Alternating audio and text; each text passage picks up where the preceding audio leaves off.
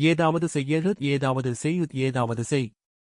காதல் என்பது யாதன கேட்டேன் காதலித்து பார் என இறைவன் பணித்தான் மணையாள் சுகம் யாதன கேட்டேன் மணந்து பார் என இறைவன் பணித்தான் பாசம் என்பது யாதன கேட்டேன்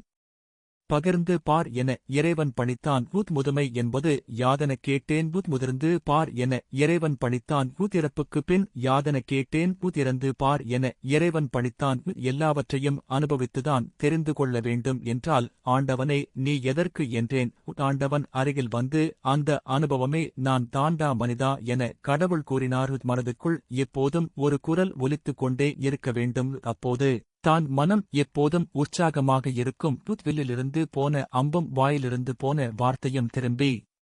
வராது பேசும் வார்த்தைகளை யோசித்து பேச வேண்டும் எதை வேண்டுமானாலும் திரும்ப பெற முடியும் ஆனால் கடந்து சென்ற காலத்தை திரும்ப பெற முடியாது மனம் என்னும் கோயிலை சுத்தமாக வைத்துக் கொண்டு உண்மை சத்தியம் என்ற கடவுளை பிரதிஷ்டை செய்து நியாயம் நேர்மை என்ற பூக்களால் அர்ச்சனை செய்து வாழ்க்கையை நடத்த நினைத்தது நடக்கும் கேட்டது கிடைக்கும் எனவே வாழும் ஒவ்வொரு நிமிடமும்